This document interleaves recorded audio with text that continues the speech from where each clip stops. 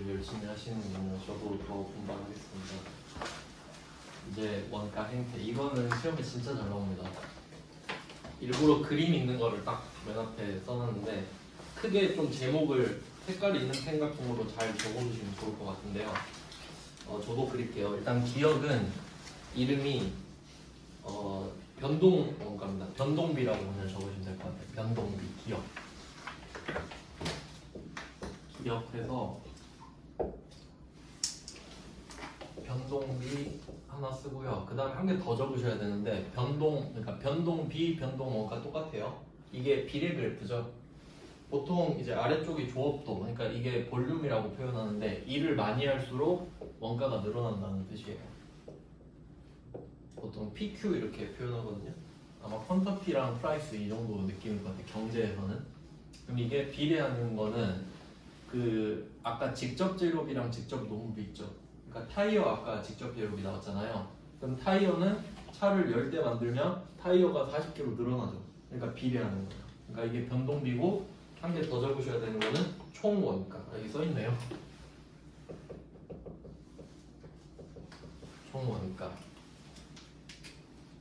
근데 이거는 그림을 한 개 더 그려놓으면 좋은데 칸이 없네. 이게 총원가잖아요.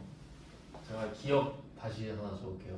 그리고 이게 시험에서는 그림을 잘 안 줘서 제가 그냥 따로 그릴게요. 요 그림도 하나 그려놓겠습니다. 얘도 변동비인데 이건 단위당 원가예요. 단위당 원가. 변동비인데 총원가, 단위당 원가.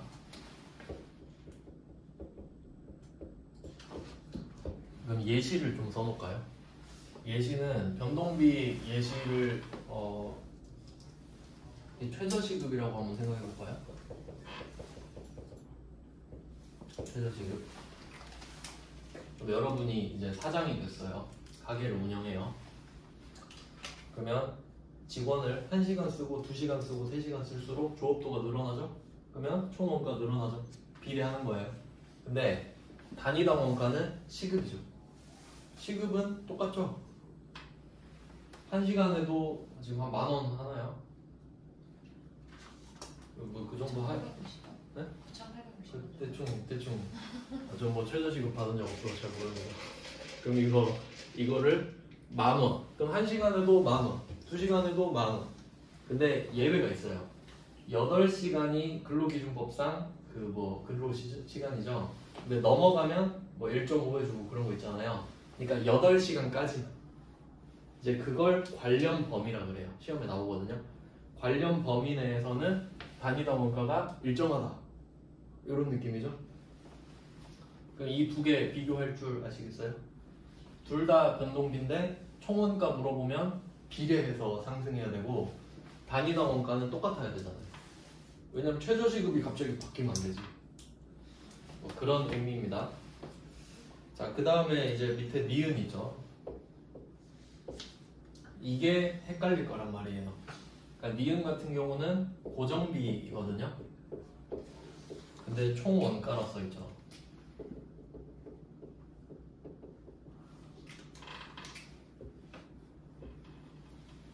자, 이렇게 되잖아요. 그러면 이거 가지고 장난칠 수 있겠죠. 변동비 단위당 원가랑 고정비 총원가가 똑같이 생겼잖아요. 그러니까 요거 좀 장난치는 거 조심하시고요. 자, 그리고 또 이게 사실 여기서 제일 중요한 건데, 그러면 고정비도 단위당 원가가 있을 거 아니에요?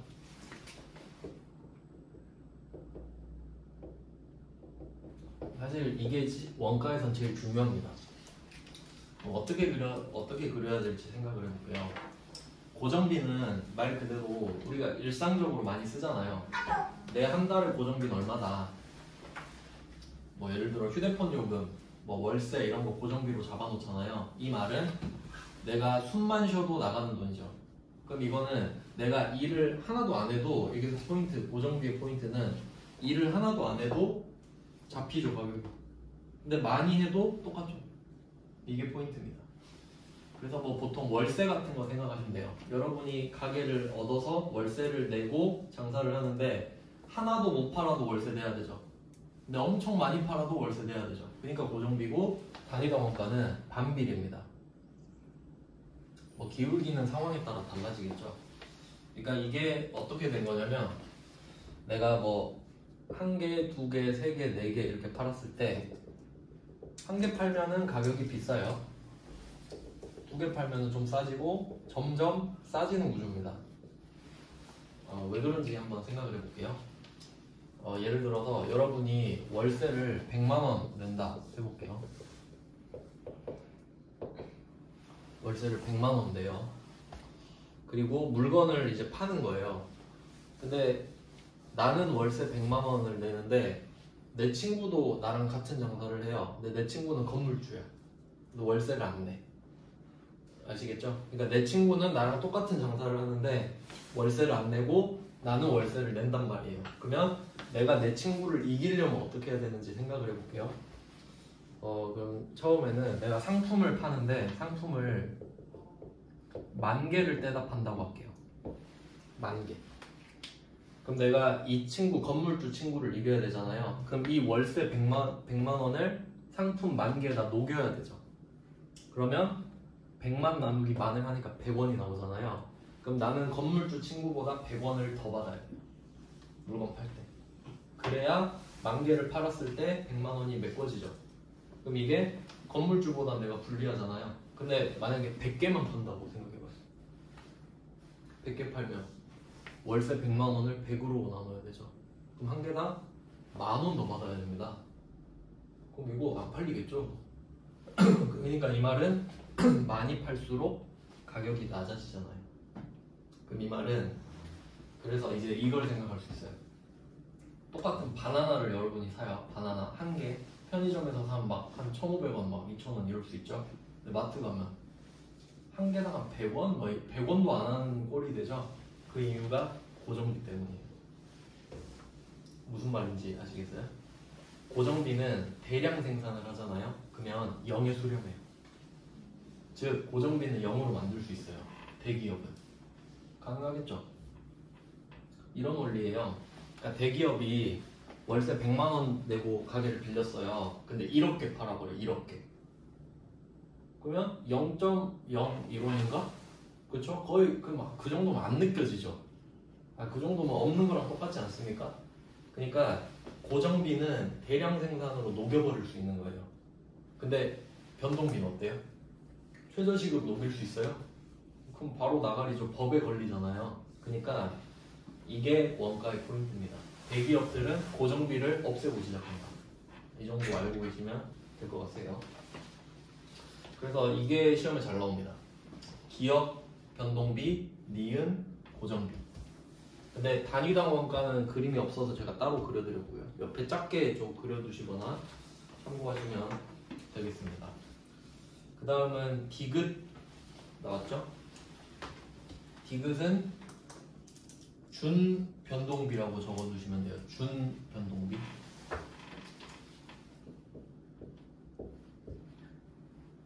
준 변동비. 총 원가라고 써있죠? 참고로 이제 이 디귿, 리을 같은 경우는 좀 보조적인 주제로 총 원가만 주로 내고요. 단위당 원가는 잘 안 물어봐요. 그러니까 총 원가만 알고 계시면 되는 거고요. 얘는 그림이 어떻게 만들어진 거냐면 중간에서 올라가죠. 그러니까 이게 기억이랑 좀 비슷하게 생겼는데 높이 올라간 다음에 비례하는 거잖아요. 그러니까 이 선을 하나 그어두시면 돼요. 이렇게 점선으로. 이거는 고정비가 있는 상태로 그 위에서 변동비가 올라가는 거예요. 그래서 준 변동비예요. 고정비 위에서 변동비가 시작하는 거거든. 기울기는 당연히 상황에 따라 다릅니다. 그 다음에 리을. 리을은 계단처럼 올라가고 있죠. 얘는 준 고정비입니다. 준자가 붙어있죠. 총 원가고.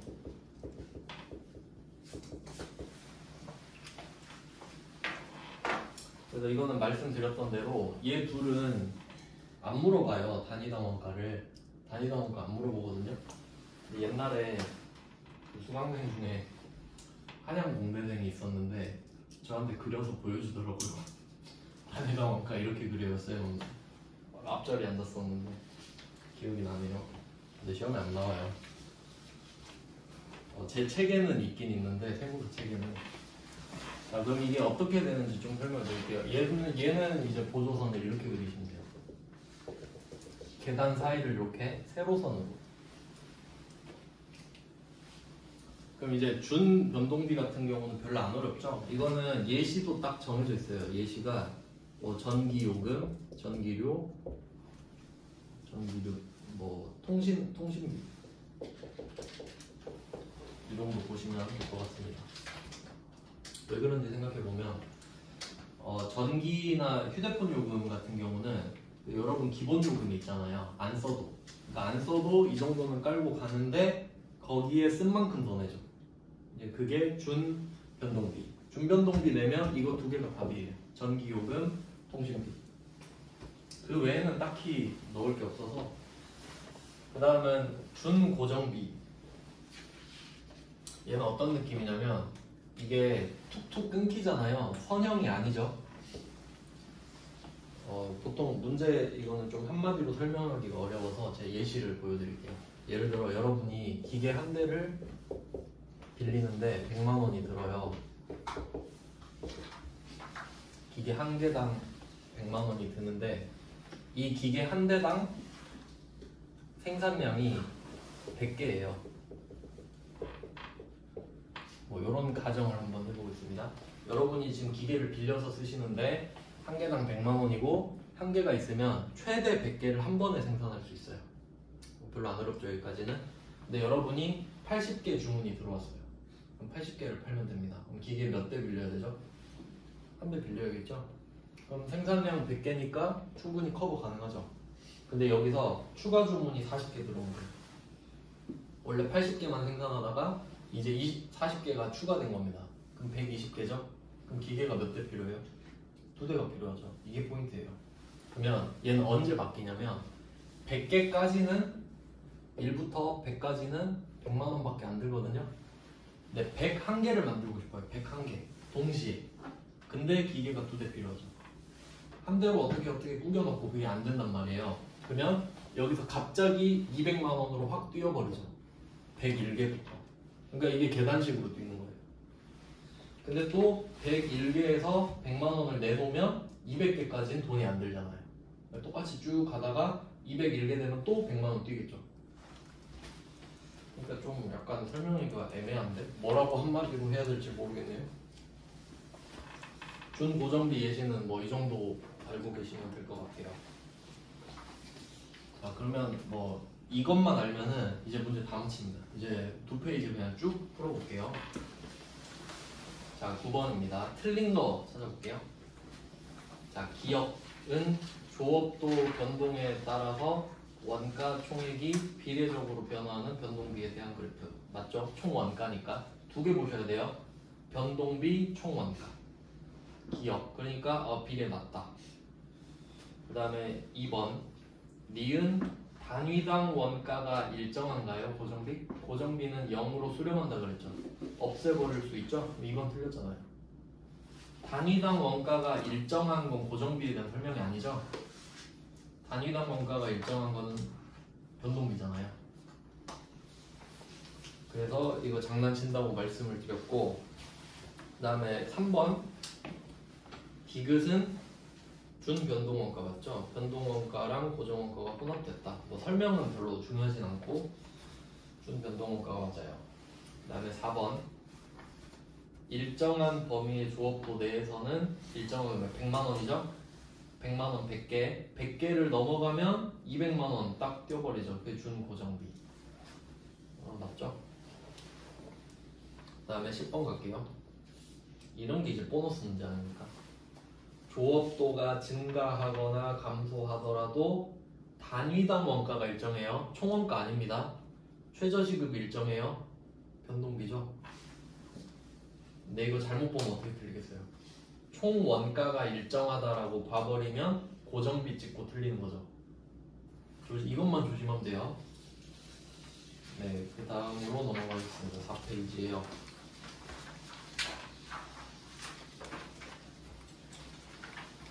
4페이지의 11번입니다.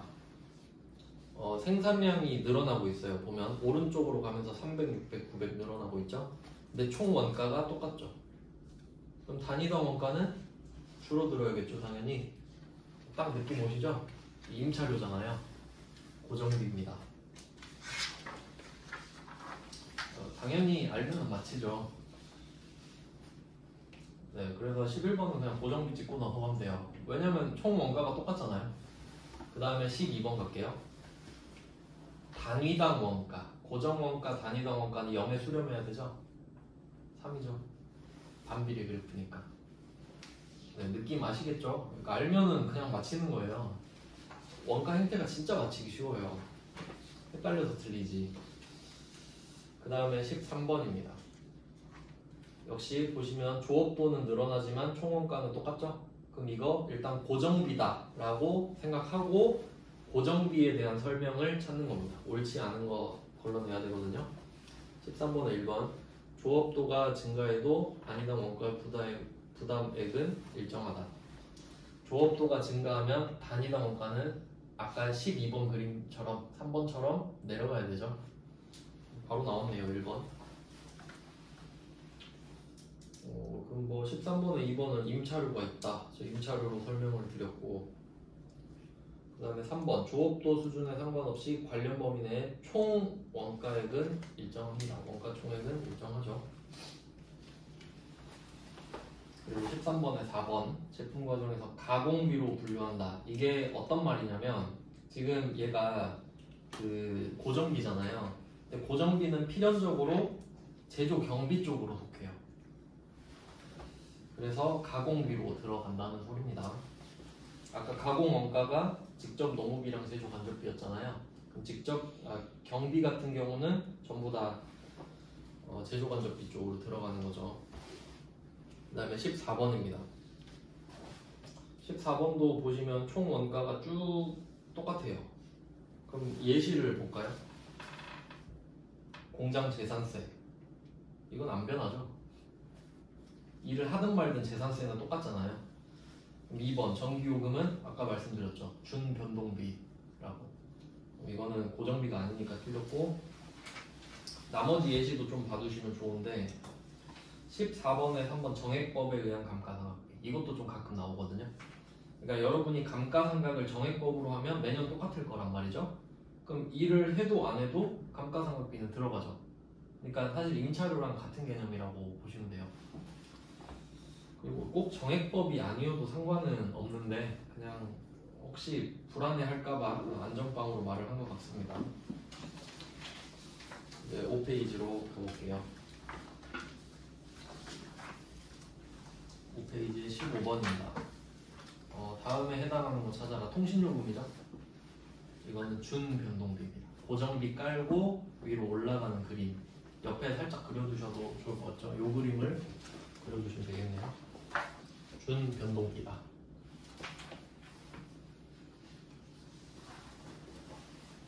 네, 그 다음에 16번이에요. 틀린 거 찾아내야 됩니다. 16번은 전기료, 수도료 나왔죠? 그럼 이것도 준변동비잖아요. 틀린 거를 찾아야 됩니다.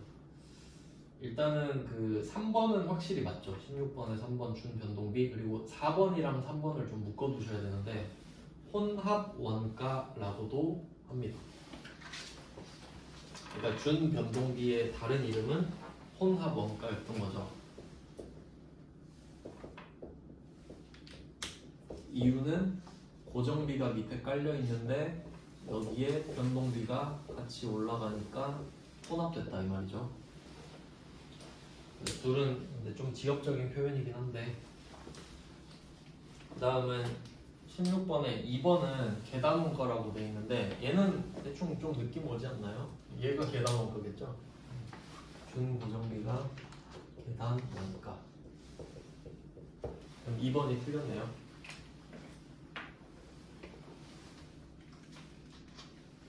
네, 엄청 쉽지 않나요? 이거 보면은 솔직히 한 10초 정도 알고만 있으면 생각도 그렇게 깊게 안 해도 되고. 네. 그 다음에 17번입니다.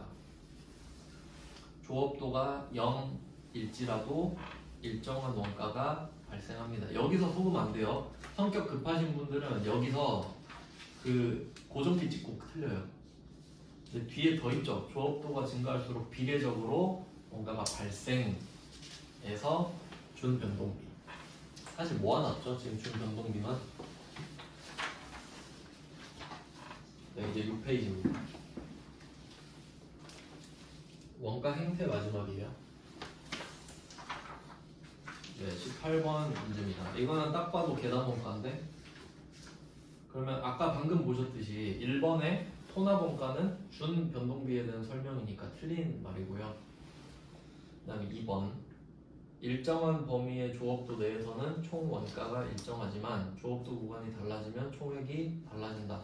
조금 애매하긴 한데 일단 여기선 2번이 가장 가까운 답이기 때문에 네, 아까 그 100만원 100개 정도로 예시를 써두시면 될 것 같아요. 왜냐면 나머지는 너무 확실히 아니거든요. 3번은 전기 수도요금 나왔고요.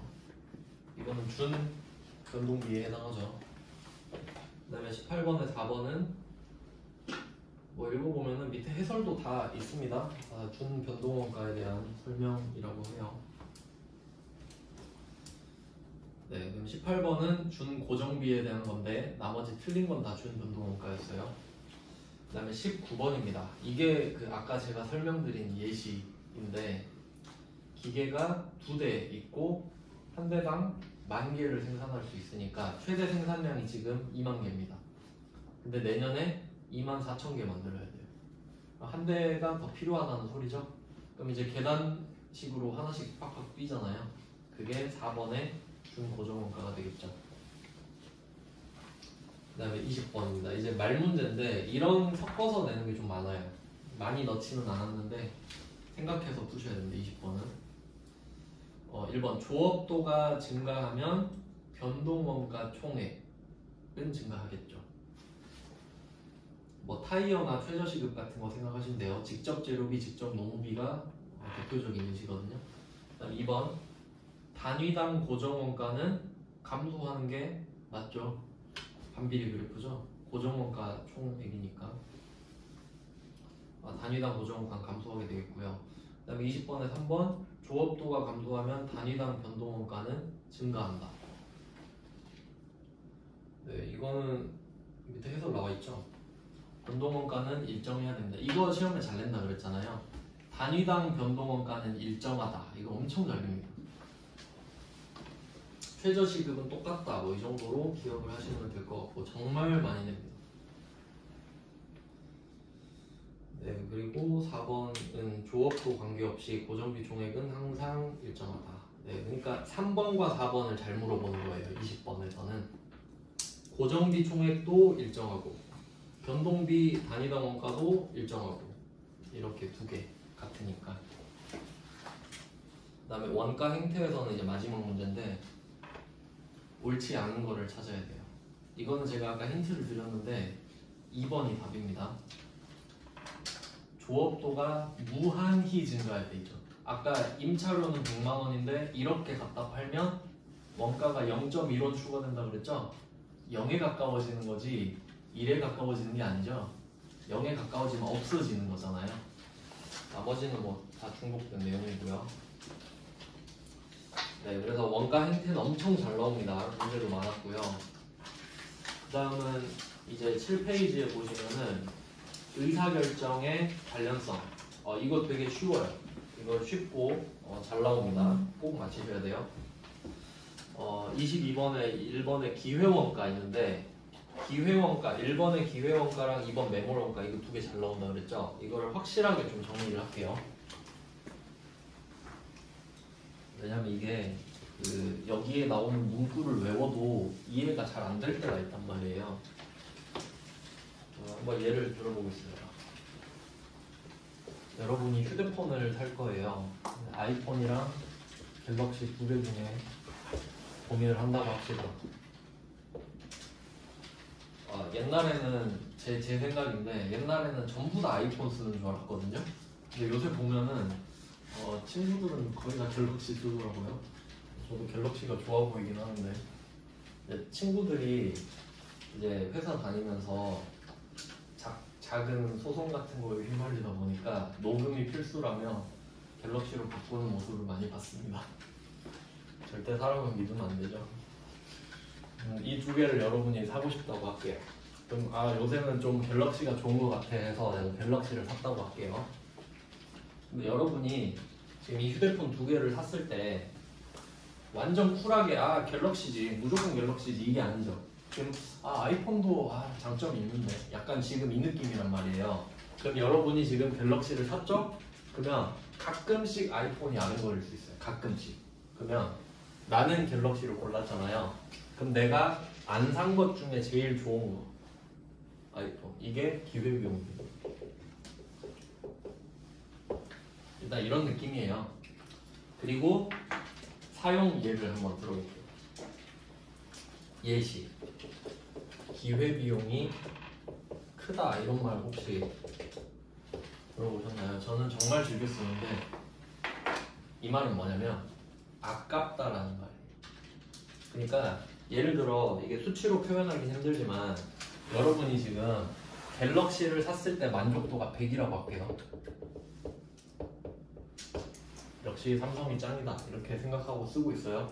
근데 친구 아이폰 쓰는 거 보니까 이거 썼으면 만족도 한 98 정도 됐을 것 같단 말이에요. 그러면 한 번씩 생각나겠죠, 친구가 볼 때마다. 그럼 이게 기회비용이 큰 거죠? 이게 아쉽다 이 말이에요. 고급 용어예요. 이제 친구 만나면은 아쉽다 이러지 말고 기회비용이 너무 큰데? 이런 느낌으로 표현을 해보는 거죠. 그럼 무슨 말이야? 기회비용이 큰 거지 이런 느낌으로. 그러면 만약에 나는 아이폰 전혀 관심 없어. 나는 그냥 태어났을 때부터 갤럭시만 썼어. 그러면 만족도 0일 거 아니에요. 그럼 기회비용이 작죠? 그럼 하나도 아깝지 않다는 소리지. 고민도 안 했다 이 말이에요. 그래서 저는 친구들 만날 때 약간 이런 식으로 써요. 친구가 만나자 그러면 막 그럼 또 술 한잔 하고 그럴 거 아니에요. 그럼 저는 솔직히 그 생각 들거든요. 그 시간이면 문제를 몇 개를 풀 수 있는데 그러면 저한테는 그 기회비용이 엄청 큰 거예요. 친구를 만나면 제가 공부를 못 하잖아요. 그러면 그 공부가 기회비용이 되죠. 근데 난 그게 너무 크단 말이야. 그럼 아쉽다는 소리죠. 그러니까 이런 느낌이에요, 기회비용은. 그래서 문구를 한번 보세요. 22번 1번 자원을 다른 대체적인 용도로 사용할 경우 얻을 수 있는 최대금. 이게 좀 뭐야 이게. 그러니까 이거를 안 골랐을 때, 그러니까 지금 내가 갤럭시를 골랐을 때 안 고른 것 중에 제일 비싼 거 아이폰. 그러니까 저는 이렇게 표현해요. 내가 안 고른 것 중에 제일 좋은 거. 그렇게 이해하시는 게 좋아요. 일단 공식적인 문구는 이렇게 나오니까 이렇게 보시고, 그럼 기회비용은 여기 또 중요한 게 있습니다. 밑에 보면은 4번에 관련 원가라고 써있죠. 그럼 내가 이 선택을 하느냐 마느냐에 따라 돈이 더 들어가고 덜 들어가고 이게 관련 원가거든요. 그러면 기회 원가는 관련 원가예요. 한번 생각해 보세요. 여러분이 갤럭시를 사냐 아이폰을 사냐에 따라 기회비용이 바뀌죠. 왜냐면 아이폰을 사면 기회비용이 갤럭시가 돼버리잖아요. 그렇죠? 그러면 여러분이 어떤 선택을 하느냐에 따라서 바뀌는 거죠. 그럼 그게 관련 원가라고. 뭐 그런 의미예요. 네, 그래서 묶어두시면 돼요. 그러니까 관련 원가 안에 기회 원가가 포함되는 거죠. 한 세트로 묶어서 보시면 되겠고, 그 다음에 2번 매몰 원가. 이거는 사실 쉬워요. 매몰 원가는 그냥 설명 한번 읽어볼게요. 과거의 의사결정으로 이미 발생한 원가. 의사결정에서 고려하지 말아야 하는 원가. 저는 사실 이거 설명할 때 보통 이렇게 설명드려요. 전공, 대학교 전공 있죠. 보시면 거의 이제 문과 선택하셨던 분들은 전공 거의 못 살리잖아요. 근데 아쉬워할 필요 없죠. 어쩔 수 없잖아요. 그런 게 매몰 원가예요. 이미 여러분 과거 의사결정으로 지났죠. 근데 만약에 뭐 내가 회계학과 나왔다 해서 반드시 회계를 해야 되는 건 아니잖아요. 회계학과 나왔는데 난 영업을 더 잘해. 그러면 회계학과 버리고 영업을 새로 시작해야 되죠. 그러니까 그런 관점에서 매몰 원가라는 거예요. 이미 땅에 가라앉아버려서 매몰돼 버렸다. 영어로 썬크 코스트거든요. 가라앉은 비용. 그러면 매몰 원가는 비관련 원가예요. 여러분이 의사결정할 때 전혀 고려할 필요가 없습니다. 왜냐면 어쨌든 정해졌잖아요. 이렇게 좀 묶어서 볼 수 있어요. 그러면 중요한 건 다 봤고요. 그럼 3번에 회피 가능 원가 한번 볼게요. 말 그대로 내가 어떤 걸 하느냐에 따라 회피가 가능하거든요. 그러면 기회 원가도 뭐 회피 가능 원가일 수도 있는 거죠. 뭘 고르느냐에 따라서 바뀔 수 있는 거니까. 근데 3번은 보니까 관계없이 계속해서 발생한대요. 그건 아니죠. 회피할 수 있으니까 회피 가능 원가죠. 그러니까 관계없이 계속 발생하면 회피 불능 원가라고 합니다. 네, 그 다음 이제 나머지는 다 똑같은 문제예요. 23번 보시면 통제 가능 원가. 이게 22번에 4번 관련 원가랑 비슷한 거예요. 내가 선택을 할 수도 있고 안 할 수도 있는 거죠. 그러니까 그게 관련 원가, 통제 원가가 좀 비슷해요. 느낌이. 그 다음에 2번 뭐 똑같이 봤죠. 과거의 의사결정이다. 고려되면 안 된다. 이게 포인트예요. 경제학에선 진짜 중요해요. 이거는 고려할 의미가 없는 겁니다. 그 다음에 3번 매몰 원가는 그래서 제가 원래는 어떻게 생각했냐면 그 영화 볼 때 있잖아요. 영화 표값을 여러분이 내고 들어가잖아요. 근데 겁나 재미가 없는 거예요. 그러면 그 영화 표값은 매몰 비용이죠. 그럼 이제 여러분의 선택은 뭐냐면 이게 재미가 없으니까 나가야겠다. 왜냐면 돈은 안 돌아오잖아요. 그럼 시간이라도 건져야겠다. 나가자. 이게 현명한 선택이에요. 경제학에서는. 그러니까 그런 게 매몰 원가인 거죠. 고려하면 안 되죠. 그러면 나 영화 표값 아까우니까 그냥 잠이라도 자고 갈래. 이런 게 고려하는 거예요. 의사결정에. 그다음 23번에 3번 기회원가 똑같은 말 나오죠. 다른 대체적인 용도로 사용한 경우에 얻을 수 있는 최대 금액. 그냥 안 고른 것 중에 제일 비싼 거. 이 정도로 해석하시고. 그다음에 뭐 4번 관련 원가. 이거는 간접적이 틀렸죠. 그 위에도 나왔잖아요. 22번에 4번이랑 23번에 4번이 둘 다 관련 원가인데 간접적으로 말고 직접적으로 관련이 있어야 됩니다. 네, 말 문제 좀 맞출 수 있겠죠. 이 정도면. 그 다음에 계산 문제라고 하기도 좀 그런데 둘 다 말 문제거든요. 밑에 두 개. 24번 한번 볼게요. 24번은 매몰 원가를 물어봐요. 그러니까 이미 버린 돈 얼마냐 물어봅니다. 그럼 내용을 볼게요. 지금 공장에 설치하여 사용하던 기계가 고장나서 처분하려고 기계를 팔 거예요. 취득원가 200. 그리고 고장 시점까지 감가상각 누계액이 150입니다. 그러면 이건 팩트죠 지금. 그럼 여러분은 이걸 200에 샀고 150만 원어치 썼어요 회계상으로. 그럼 이게 50이 남았잖아요. 장부금액 50입니다. 자 일단 이거 확인하고 뒤에 이야기도 볼게요. 이걸 바로 처분하면 60. 10만 원을 들여서 수리하는 경우 80. 근데 이걸 얼마에 팔 거냐는 기회비용에 대한 문제고요. 매몰 원가는 너 이미 얼마 썼냐 이 얘기하는 거죠. 그래서 답이 50만 원이에요. 답 이렇게 보조로 써놓으세요. 200 빼기 150. 이건 여러분 의사결정과 전혀 상관없죠. 그냥 과거에 있었던 팩트를 이야기하는 거죠. 네, 그러면 24번에서 응용 문제가 또 나올 수 있죠. 여기서 기회비용을 한번 찾아봐라. 이럴 수 있잖아요. 그러니까 매몰 원가는 50으로 정해진 상태고 기회비용을 한번 찾아볼게요. 그럼 우리가 첫 번째 방법이 60에 파는 방법이 있죠. 첫 번째 60만 원 받기. 두 번째 10만 원의 수리비를 들여서 80에 팔기. 그러면 두 번째 방법은 결국 들어오는 돈은 70이죠. 첫 번째 방법은 60, 두 번째 방법은 70이잖아요. 그럼 웬만하면 여러분은 70을 고르겠죠? 그럼 그때 기회비용이 얼마냐 그러면 답은 60이겠죠. 뭐 그런 식으로 응용할 수도 있다는 겁니다. 근데 사실 여기서는 고려 안 된 게 있는데 이런 걸 수도 있습니다. 그러니까 수리비 10만 원 드는데 수리하러 가는데 막 5시간 들어. 그럼 그냥 팔 수도 있죠. 그럼 그때는 60에 팔겠다. 그럼 기회비용이 70 되는 거예요. 그거는 뭐 이제 25번 가볼게요. 25번은 기회비용을 물어보잖아요. 그럼 얘는 얼마에 파는지가 중요하죠. 왜냐면 아까 보셨듯이 장부 금액은 이미 결정되어 있는 매몰원가잖아요. 한번 볼게요. 80에 팔 수 있습니다. 25번 문제. 근데 90을 추가하면 190에 팔 수 있대요. 그럼 두 번째 방법은 100만 원이 생기는 거죠. 그러면 수리 후 처분에 따른 기회비용은 얼마인가? 이건 사실 조금 애매해요. 그 두 번째 방법을 선택했다고 말을 하긴 해야 돼요. 근데 일반적으로는 그 비싼 걸 선택할 테니까 기회비용은 80이 된다 이거죠. 네, 이렇게 하면 분류 쪽은 다 맞네요.